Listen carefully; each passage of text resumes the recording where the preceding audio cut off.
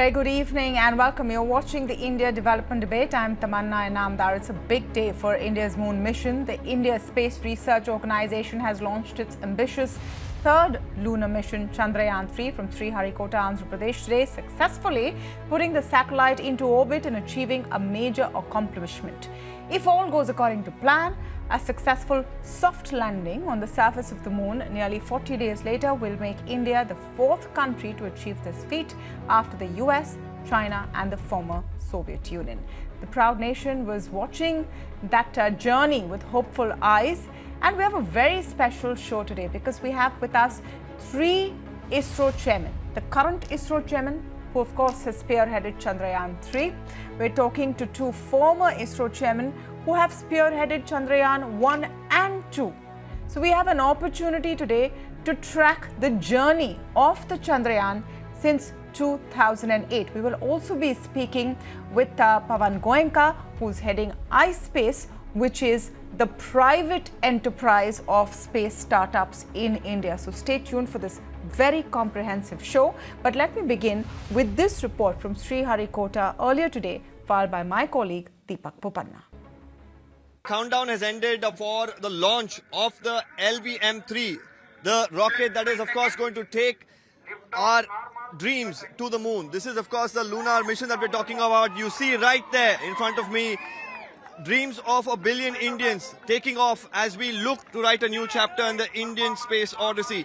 More importantly, of course, after the failure of Chandrayaan 2, many have been hoping that this day is, in front of us very soon, and it is right now happening right in front of our eyes as we see this humongous rocket. Any time now, of course, you would look at, a small separation of sorts as it leaves the Earth's atmosphere, and you can see, of course, the crackling sound, and it shows you the prowess of ISRO, the efforts that the scientists have put in, all of that bearing fruit in this successful launch up until now that we're looking at. And in a few days from now, the 23rd of August is when we're expecting the satellite with the lander and the rover to reach the surface of the moon, to achieve the soft landing that was of course evasive last time around. As we look at these dramatic visuals, it is a reminder that ISRO and as Indians, we can achieve any milestone that we dream of. And while of course many countries like the United States, like the Russians and of course the Chinese in the recent past have been carrying out multiple lunar missions, this of course is the time where India writes its own history. It's a huge day for India, and as we looked with pride and our hearts swelling at the takeoff of Chandrayaan 3, the question is, how does this change, and is this a paradigm shift in India's space exploration? S Somanath, Chairman ISRO, on the phone line with me right now. Mr. Somanath, thank you so much for speaking with us here at ET Now and for your time, and of course to join us on such a big day. Can you start by telling us why this is a milestone? What is the importance and significance of Chandrayaan 3? See, we have been working on exploring moon with the earlier missions, Chandrayaan 1, which was a very landmark event. It was an orbital mission trying to find out remotely what are the constituents of moon, and with a lot of instruments on board. And it was hailed as one of the very unique missions with international payloads, and finally resulted in discovery of water, presence of water on the moon, which was a great discovery, and many other scientific findings in Chandrayaan 1. And Chandrayaan 2 was followed up with after Chandrayaan 1, which was specifically looking at landing and exploring it further with additional instruments on the moon, and to have our own foothold on the moon terrain. But of course, that couldn't happen. And we are now trying to land on the moon with the Chandrayaan 3 with a similar objectives of what we couldn't accomplish in Chandrayaan 2. The significance is that we definitely want to explore the moon in one of the very efficient and cost-effective missions so far done for moon landing purpose. And we have made it much better than what we did for Chandrayaan 2 this time. So this mission today is significant in the fact that unless we put it in the Earth orbit, there is no way we can further go to moon. And it has been done with our own rocket, made in India rocket, LVM-3, with the biggest rocket we have, placed very areas to satellite in the correct orbit today. And further journey will happen now. Fantastic. That it's an entire made in India endeavor is just fantastic. Just to understand, Mr. Somanath, like you mentioned, Chandrayaan 2 in 2019 didn't manage to land at the nth moment, some would say, just a few kilometers away from the moon. That didn't happen. What have we learnt from that experience, and have we implemented some of those lessons so that we are more confident of what happens in 40 days from now as far as Chandrayaan 3 is concerned? In Chandrayaan 2, we could accomplish much of the objective by placing the orbiter around the moon with its own instruments, which has been doing very well in the last 4 years or so, and giving a lot of information, which actually helped us to design the Chandrayaan 2 better by its scientific instruments and cameras on board. And there were lessons from the landing process. Of course, the last phase of the landing was an off-nominal situation that developed on board the lander, which couldn't be handled by the algorithm sitting inside the lander. If it was nominal, it could have landed. But when off-nominal conditions come, it may fail to land in such situations because it is an autonomous vehicle having certain level of intelligence on board.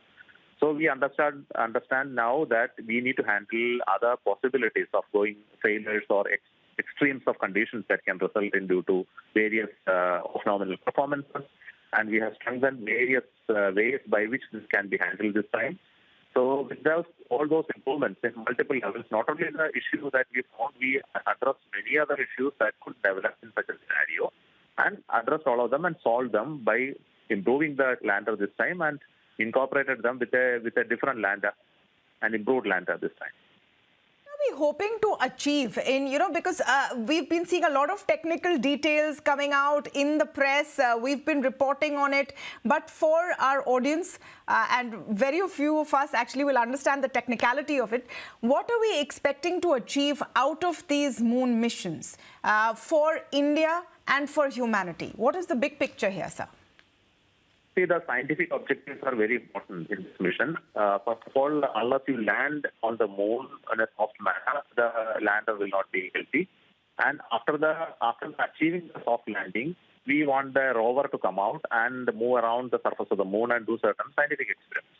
Now, the scientific objectives are well laid out when the very beginning of Chandrayaan program, right from the orbit or the Chandrayaan 1 onwards.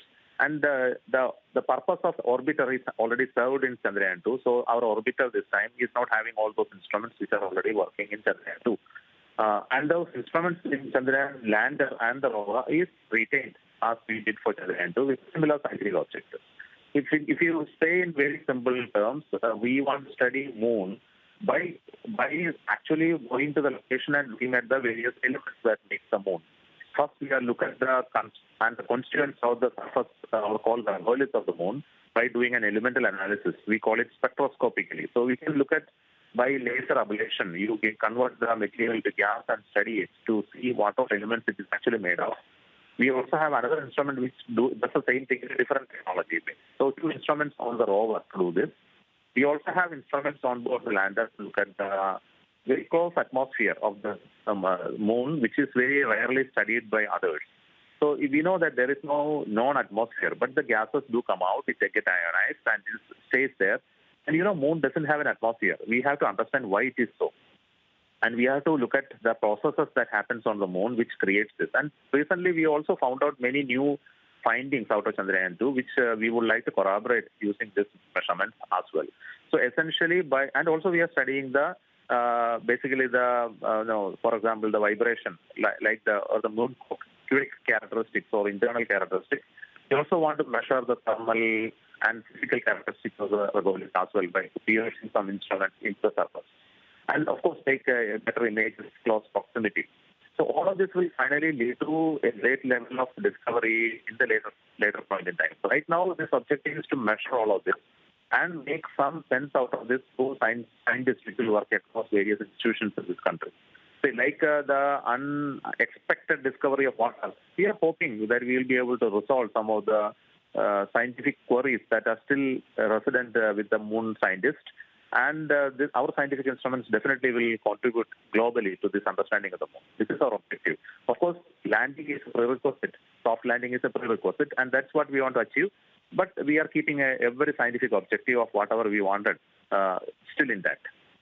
Question to you, sir. And I know this is a very, very busy day for you.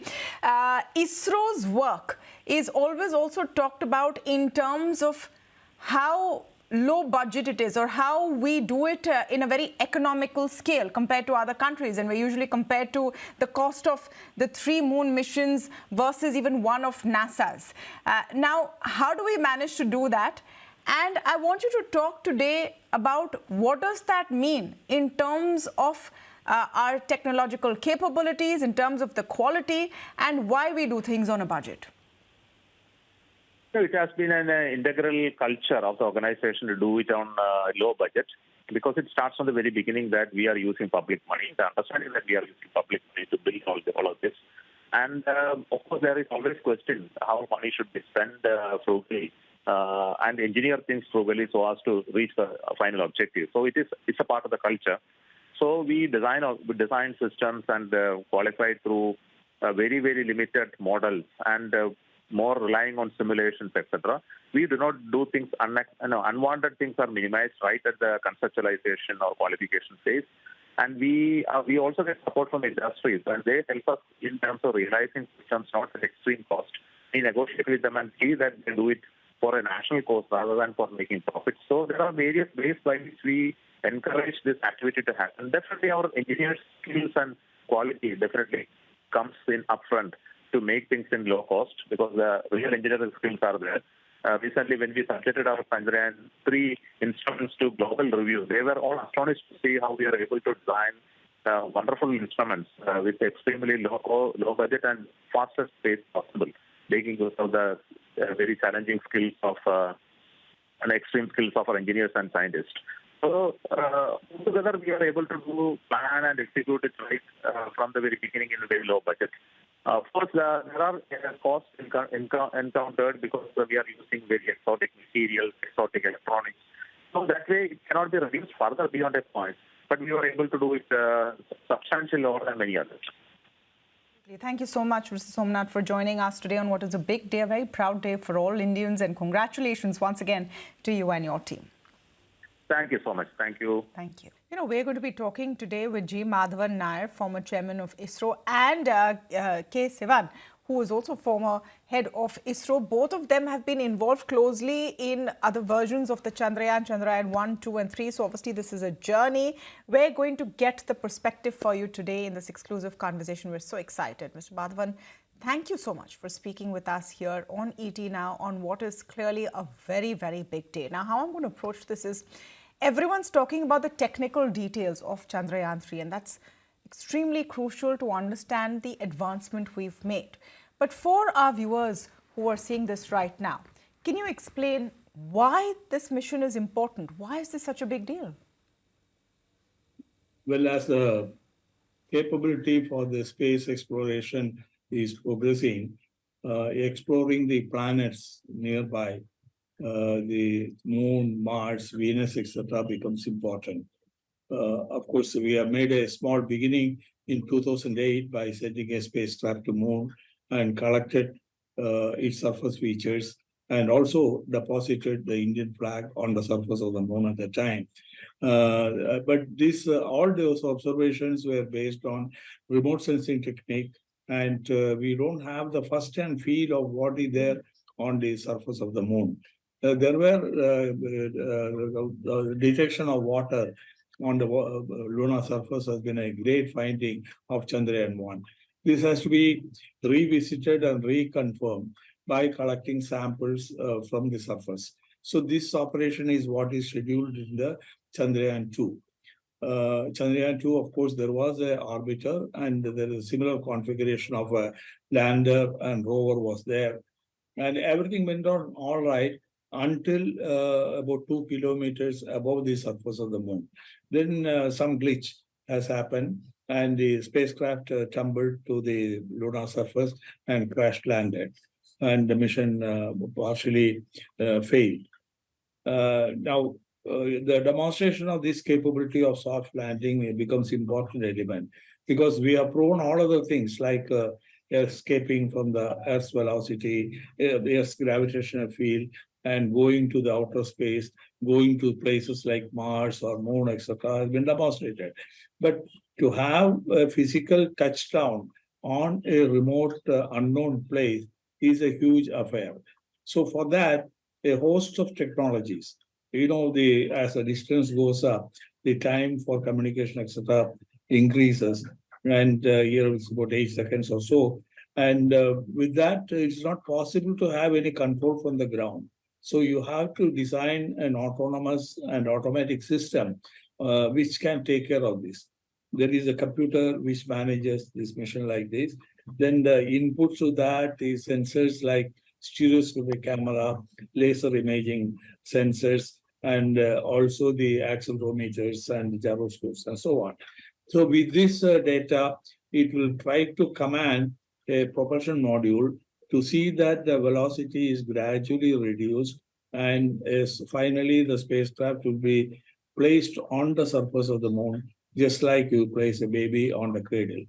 Now, on Earth, when you do this, we have the advantage of Earth's atmosphere. Once the spacecraft enters the atmosphere, the track helps in reducing the velocity, and finally you can use parachutes and so on. But in the moon, it is not available. And again, there is no beacons or direction indicators on the moon. It is almost a blind space. And we have to pre-program all these things and leave everything to the onboard computer to carry out this activity. So proving this technology on the one side is a very, very important aspect in the planetary exploration.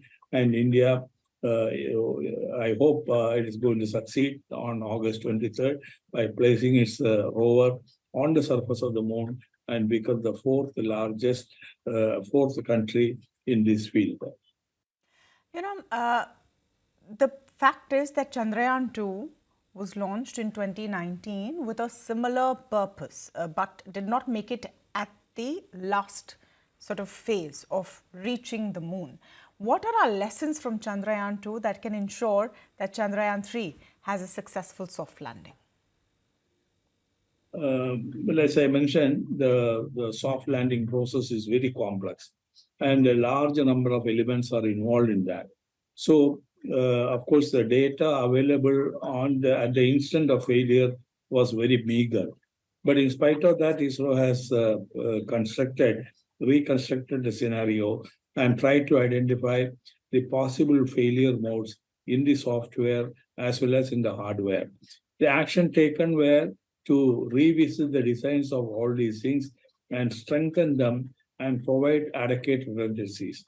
The landing gear has been strengthened, the propulsion system has been modified and fine-tuned, and the onboard computers are made more powerful, and the algorithm for managing the mission has been provided with redundancies so that even in case some failure mode comes, the mission will be able to steer clear and land successfully on the surface of the moon. So, if I were to explain to viewers and those who are watching now, what is the ultimate purpose, sir, of Chandrayaan 3? In the large, greater picture, what is the purpose of India's moon mission? Is it one day to be able to inhabit the moon? Will this give data on the Earth by observing the Earth? What is the ultimate mission? Well, the human beings always they love exploration of new territory. When Columbus started off to find and ultimately finding USA was a big event and big landmark. And similarly, if we want to colonize the nearby planets like Mars or the moon, this is only a humble beginning of that. To find out what is the environment there, what are the resources there, how it can be utilized for establishing first maybe a robotic station and later maybe human presence and so on.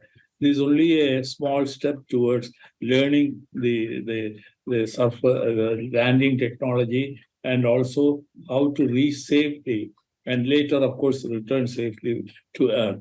So that way, ultimately, the human colonization of these places will be in the agenda of the global community. But of course, as far as India is concerned, initially we are concentrating on the robotic exploration.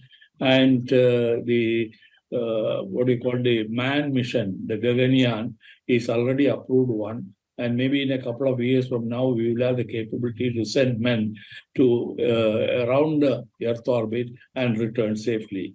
From there, we need a much more powerful rockets to go to the moon directly and have our presence.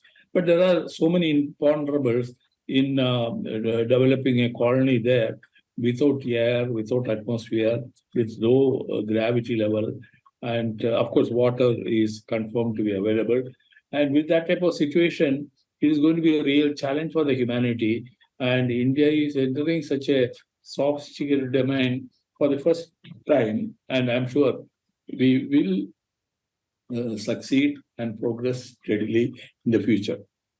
You know, Mr. Nair, this might sound like a very simplistic question, but could Indians live on the moon at some point in 50 years, 100 years, or is this just the stuff of science fiction? No, I see you have seen most of the science fiction. In about 10 or 20 years, it becomes a reality. So India, of course, past they were not concentrated on such areas. Our main thrust has been to develop the space transportation system, build satellites, and use them for the common man's benefit in the country. But a small portion of the budget is being utilized for the planetary exploration as well. In fact, my guru, Dr. Kalam, always used to ask this question. Suppose something drastic happens to the planet Earth, what happens to the humankind? So do you have an alternate place to live in? So that question is there and always in our mind. And perhaps about 10, 20 years from now, we will have an alternate habitat in Moon or the Mars.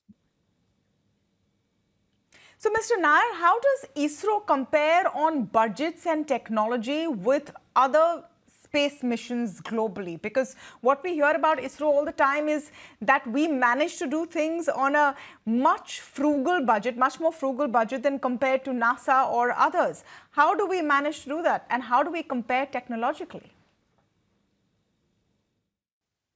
Well, certainly India has shown the path how this entire space technology can be harnessed in a cost-effective manner. It has come only because of the dedication and commitment of the ISRO scientific community and other staff who are working there. The great culture which is created by Dr. Vikram Sarabhai, ISRO culture we call it even today, and it is pursued by Professor Dhawan, Dr. Kalam, Professor U.R. Rao, and so on. So that legacy is very much there. We have this culture of working very committedly on advanced technology and learning by ourselves. Sometimes, of course, we fail, but the failure is turned to a success very soon. So there's a mode in which we will be working. One of the philosophy we have adopted is you build some systems and then don't throw away that. You try to see how it can be scaled up and how the technology can be used for other vehicles as well. Now, the PSLV had developed the liquid rocket engines and the solid rocket engines. The same modules, in some form or other, forms a place in the LM3, the heavy lift launcher which is made there. So naturally, the incremental cost is small. Similarly, for the Chandrayaan, the first mission, we have established the deep space communication network, and that is being used even now. Even Chandrayaan 3 depends on the orbiter, which is already there as part of the Chandrayaan 2 for the data relay and communication. So this type of optimized utilization of the developed technologies is what has made. Of course, there is a order of magnitude difference in the wage structure of the scientists and technicians in India compared to Europe or America. So that also gives an advantage. But more than that, it's the strategy and the ISRO culture which has resulted in such fantastic achievements at a shoestring budget, I would say. Well, thank you so much, Mr. Nair, for joining us on what is a very, very big day, and congratulations to you once again. We are all excited. We hope everything goes all right for the next 1 month and we have a successful landing on the lunar surface. Thank you. Absolutely. I'm now speaking with K Sivan, former chairman of ISRO, and Dr. Sivan was actually chairman of ISRO when Chandrayaan 2 took off in 2019. Of course, Chandrayaan 2 didn't successfully land on the moon, and Chandrayaan 3, its successor, now aims to do the same. But Professor Sivan has been part of the entire process that has led us to this day. Dr. Sivan, thank you so much for joining us today. Let me begin by understanding from you why this is such a milestone. This is a launch of Chandrayaan 3, which is going to land on the moon. And that way, the entire nation is looking with good intention, good expectations. So that's happened, the launch has happened successfully. Now, in the coming days, the orbit raising maneuver will be done in the satellite, and it will be then landing maneuver will be conducted. You know, this takes us back to Chandrayaan 2 and the heartbreak at that time. We remember those pictures when Prime Minister was actually consoling you, sir, because Chandrayaan 2 didn't actually make it to its final destination. Can we hope for success this time around?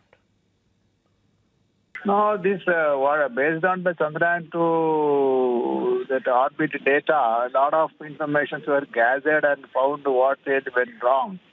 And all the corrective measures have been taken. Now, also that extra margins are added on the system. Then wherever possible, the redundancy is added. So this time we are expecting that it will be a success mission. Chandrayaan 3 landing is success. That's what our expectations are.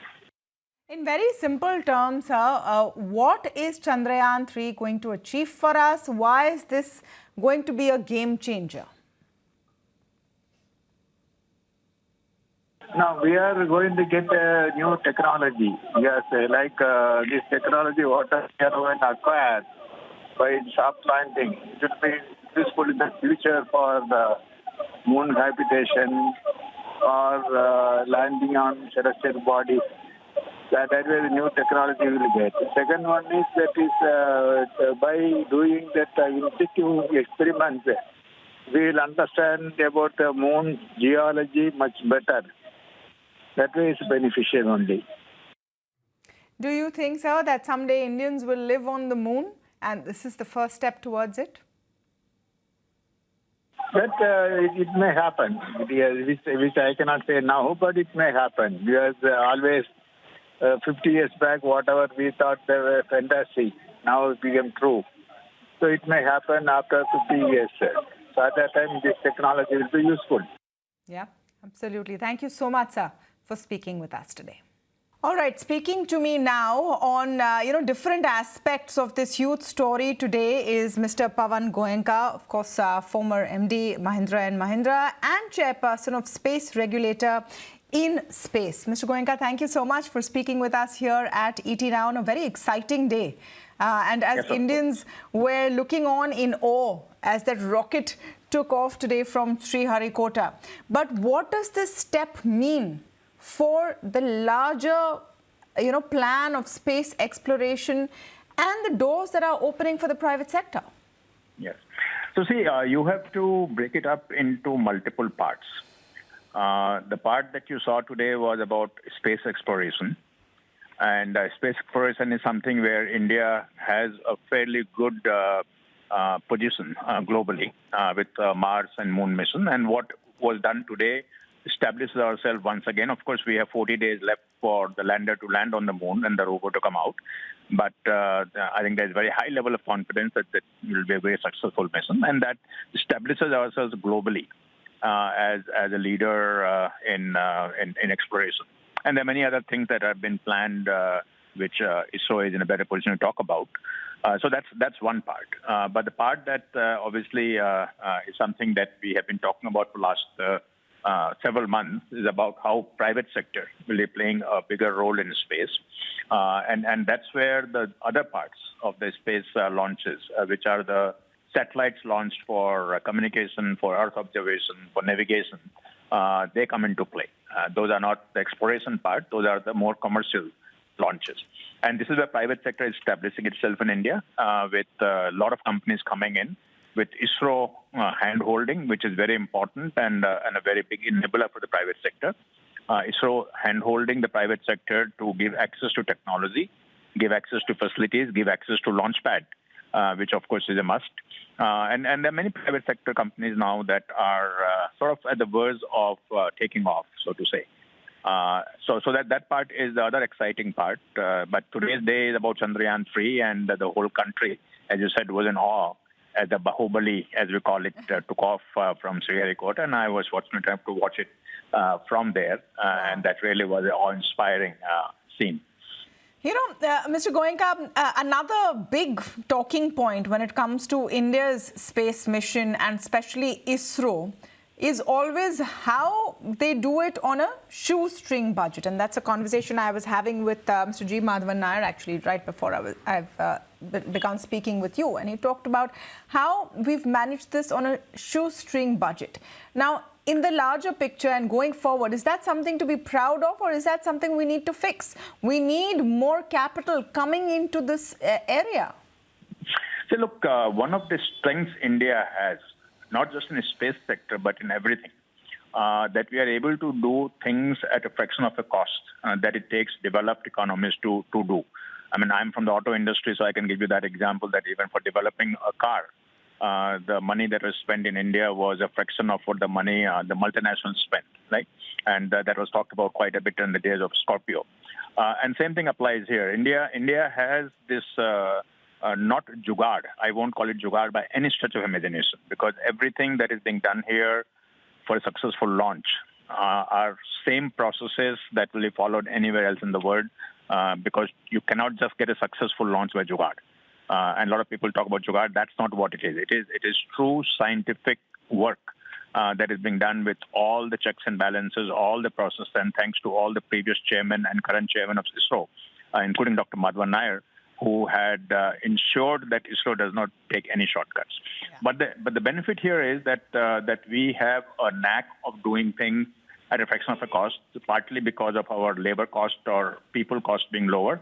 But that's not all. There are a lot of things that we find a more productive way of doing. And it's very difficult for me to describe what it is that we do. But somehow I have a feeling that that we are in that sense very, very productive in the way we use capital. And ISRO is a very good example, often talked about. So we should be proud of it. There's no reason for us to think that there's anything wrong. Now you ask, should we be spending more money?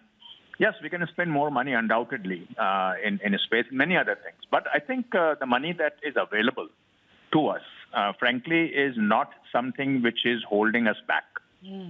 There is a significant amount of money that has been given by government, though in comparison to dollar terms, when we talk about $1.5 billion budget of ISRO compared to NASA or European agencies and all, it looks very small. But I don't think that even if you talk to the ISRO chairman, he will tell you that I am constrained because I don't have budget. But our money stretches very far. So, yes, a little bit more money is always welcome, but I don't think that's a big constraint. I think we need to find another term instead of jugaad. And I think you're absolutely right on that, Mr. Goenka. And I'm never proud of the term jugaad. Yeah, you're right. Jugaad has a little bit of a derogatory connotation, and this is not jugaad. And this is not jugaad at all. I mean, there are no corners being cut. Just to get through the reviews, you'll know that. Absolutely. Now, just to get one last question, and I know that, we're talking to you on the phone as you zoom back from Sriharikota. The role of the private sector and where the private sector comes in. The private sector largely will get into a space or an area if there is a commercial end to it. And so far, all of space exploration has been something a nation does to make sure it's ahead in the space race. Of course, that's changing. In America, part of it is tourism. Billionaires want to go to space, etc. What is the incentive in the Indian context for the private sector? Okay, so see, I don't see in the near midterm the Indian private sector to get into exploration in a big way. They might do some niche thing here and there, but not in a big way. What I see happening in the private sector, and that's why private sector will start playing a bigger and bigger role, the whole small launch vehicle area, which I think is an area that India can excel in and can become a global hub for small satellite launches.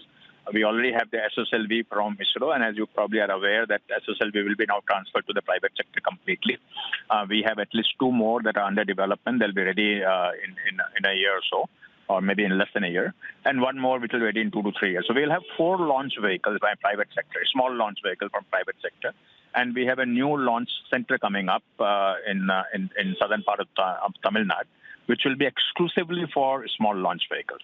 So that in itself will become a completely ecosystem for small launches happening from India, and around it will come satellite development, payload development by private sector. So that will be one big chunk that will happen for sure. The second thing that I would see happening is that private sector will come out in a big way in applications. So right now, private sector is kind of on the surface, dabbling into it, and that will become the big thing, because that's where the translating the space technology and space data and space knowledge into the use of a common citizen or benefit of common citizen comes from applications of the space data and knowledge, right? And that's where the private sector will play a very big role. All right. So today the space economy is of the $7-8 billion in India, depending on how you count it. And our sort of aspiration is to make it 5x or so in 10 years. And that's where private sector will have to come in and play a big role, where ISRO will continue to develop technology, continue to develop infrastructure, continue to assist and help private sector, and continue to do all this space exploration as you saw today. Fantastic. Thank you so much, Mr. Goenka, for joining us. Sure. Thank you.